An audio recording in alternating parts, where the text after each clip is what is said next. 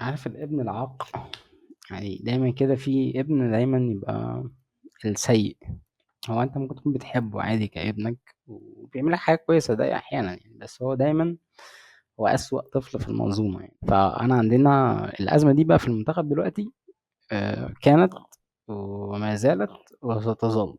هو الأفضل في تاريخ مصر ماشي، إنما الأفضل في مصر صعبة، لأن دايما يعني حتى في أفريقيا كده بشكل عام في جايزة اسمها جايزة أفضل لاعب في أفريقيا in public بشكل عام، وفي جايزة أفضل لاعب في أفريقيا، اللي هو اللاعب اللي بيلعب جوه أفريقيا، مش في أفريقيا اللي هي إن هو أفريقي، يعني مش اللي هو تحت مسمى أفريقي، هو أصلا ممكن يكونش لعب في أفريقيا دي بربع جنيه.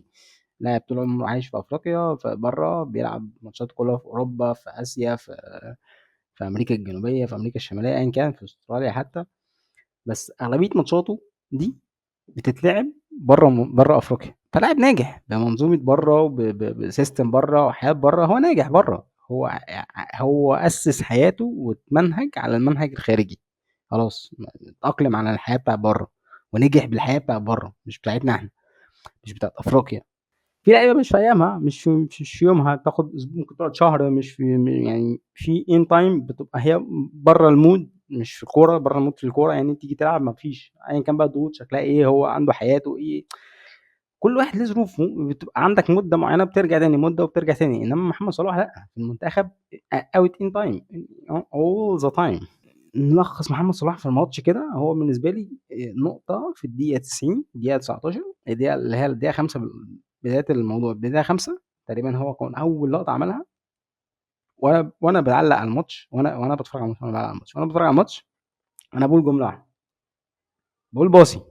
هو رايح ومعاه تريزيجيه انفراد، يعني هما الاثنين رايحين انفراد بالحارس، هما الاثنين بقوا هما الاثنين والحارس.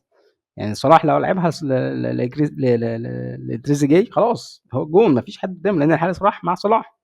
فبقول باصي، عمال اقول باصي، يعني اللي هو مش سامعني اكيد، يعني يعني متضايق ان هو بيأنن. لعب الكرة، هو شاط الكرة، شاطها برعونة غير يعني منقطعة النظير تقريبا. أو أسوأ مدافع ولا أسوأ مهاجم عندنا في موقف زي ده مش هيعملها بالشكل ده، يعني أسوأ مهاجم تتخيله لعب في الدوري المصري، مع احترامي للدوري المصري، مش هيعملها بالرعونة دي. ضيعها. في لعيبة بتضيع، أنا مش بقول ما فيش لعيبة بتضيع، بس باين إن أنت عندك رعونة، وهتيجي لاحقا في نقطة تانية. لعبها، صدها الحارس اللي هو اصلا تقريبا يعني حارس على الله خالص، تقريبا جايبينه كرة يد وقالوا له تلعب معانا كرة قدم، فلعب، لانه الشكل الجسماني بتاع اللاعب بيقول انه مش كرة قدم خالص، ده ما بيلعبش ما بيتمرنش في الجيم مع لعيبة كورة، ده لو كرة يد ماشي، كرة خماسي زي الفل في الشارع معاهم، انما لاعب كرة قدم اصلا، يعني هو اصلا لاعب كرة قدم بيلعب في نادي مثلا، لا ما اعتقدش يعني. مش ده، مش هو اللاعب ده. مش باصي لصلاح، لا باصي يا صلاح، يعني ابوس ايدك باصي. انت لاعب عندك شايفه ماشي معاك بنفس السترينت، يعني في نفس الخط، ماشي معاك في نفس الخطوات، وقدام المرمى فاضي، بصيله رعونه، بص شاطها هو يعني باستهتار كده، وصلت تريزيجيه. بص، المجتهد هو اللي بينجح، يعني تريزيجيه في الماتش ده هو اعلى تقييم ب 8.7 من 10. محمد صلاح عمل كوره، عمل يعني لقطه. إحنا لسه بنتكلم في الحارس، انه حارس تقريبا ما لهوش علاقه بكره القدم، يعني هو ما لعبش كره قدم تقريبا في حياته، يعني لا حارس مرمى، كان تقريبا بيلعب معاهم في الغيط وقال له تعالى العب معانا الماتش، فالحارس وصل له الكوره، وانت كمحمد صلاح يعتبر من اسرع 10 لاعبين على مستوى العالم والمنتخب تقريبا، انت ما بتجريش، وده اللي حصل دلوقتي في الدقيقه 19. الحارس وصلت له الكوره، وفي فرصه ان صلاح يضغط على اللاعب الحارس. في اوقات انت ما بتضغطش على الحارس ماشي، ترجع تضغط على المدافع عشان لو الحارس بعيد عنك، عشان تلحق تقطع الباص قبل ما توصل للاعب من اللاعبين اللي ممكن يلعب لهم الحارس.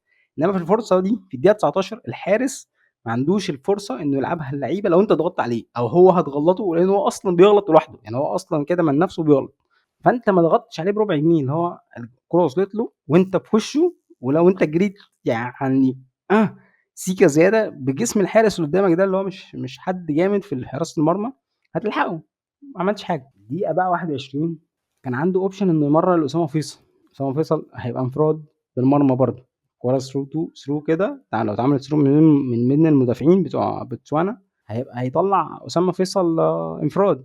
قرر انه يلعبها اسمه ايه زيزو، وزيزو طرف بيها بره ورجعت الكوره ولفت وخلصت، باظت الهجمه. هي الثلاث ظهور من لحد الدقيقه 29 او الدقيقه 21، دول الثلاث مرات اللي ظهر فيهم محمد صلاح. مره ما بصاش الكوره وحاول هو يأنن انه يجيب هدف، ضاعت وراحت لتريزيجيه. تانية ما ضغطش على الحارس عشان يجيب الهدف الثاني وبوظت الكوره. تالت مره ما بصاش البصه الصح اللي المفروض يعملها. يعني انت عندك يا عم بصيله لما هو يغلط لما نقول ان هو اللي غلطان، طبيعي بقى، بديهيات اهي. انت بصيله الصح، اعمل الصح انت، ولما نقول ان هو غلطان خلاص انت برأت مسؤوليتك، انت عملت الصح.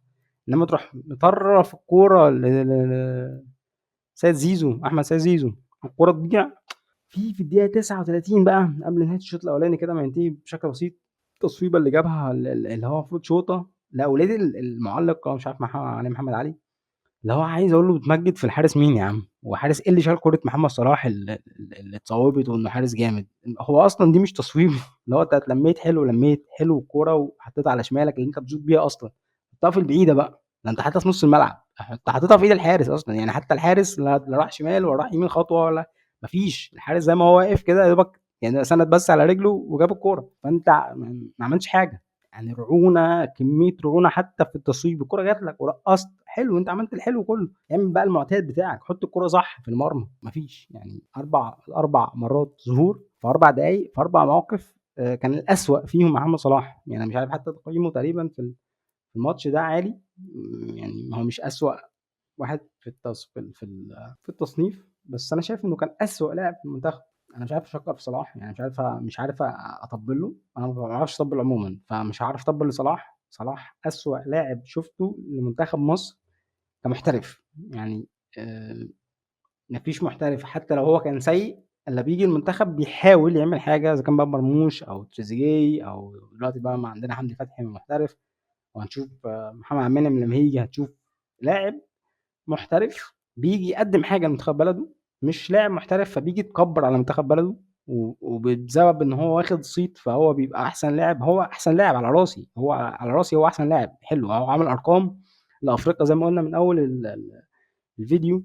هو عامل ارقام كويسه على مستوى افريقيا، هو كويس، بس زيه زي لعيبه جم على مستوى افريقيا، لعيبه كبيره بس ما عملتش حاجه لمنتخباتها. الفريق مش فان بلاير، مش لاعب واحد، لا هو سكواش ولا تنس ولا، ده فريق كوره، ففي 11 في الملعب، لو ما نجحتوش ال 11 مع بعض الفريق ده مش هينجح مهما انت عملت من ارقام وكسرت ارقام، ما فيش. يعني هم دلوقتي ليه بنحط مقارنه ان تريكا انجح من شيكابالا؟ هو شيكابالا امهر كلاعب، امهر، بس بتبص دايما مش بوينت ان انت لعيب مهاري وكويس وحريف وهداف ان انت كده ناجح، ان النجاح انك تعمل حاجه بقى بدي.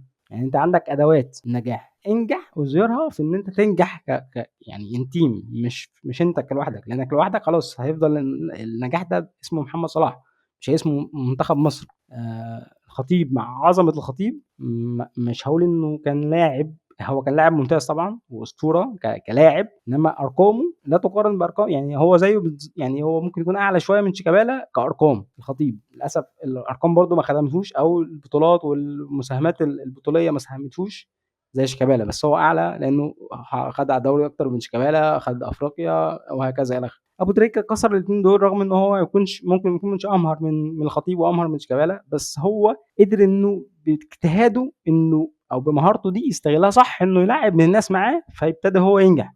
الفكره دايما النجاح دايما في ان انت الناس تحبك عشان انت بتساعدهم، حتى لو في الملعب يعني اعتبرها حسنه وباصي الكوره، اعتبرها حسنه والعب مع زمايلك صح، اعتبرها حسنه واجتهد شويه في الملعب. فكرتني بموقف واحد بيقول لي بقول له محمد صلاح عمل ايه لمصر؟ احمد زويل يعني افضل، فبقول لي اراهنك انه ما حدش يعرف احمد زويل زي ما حد يعرف محمد صلاح. ف يعني انا مش هعرف اختم فيديو بحاجه اسوأ من كده بالنسبه لي. يعني انا بالنسبه لي سيء انه حد يقول لي ان محمد صلاح اشهر من احمد زويل، فبالنسبه لي هو ده كده نجاح ان هو اشهر بس.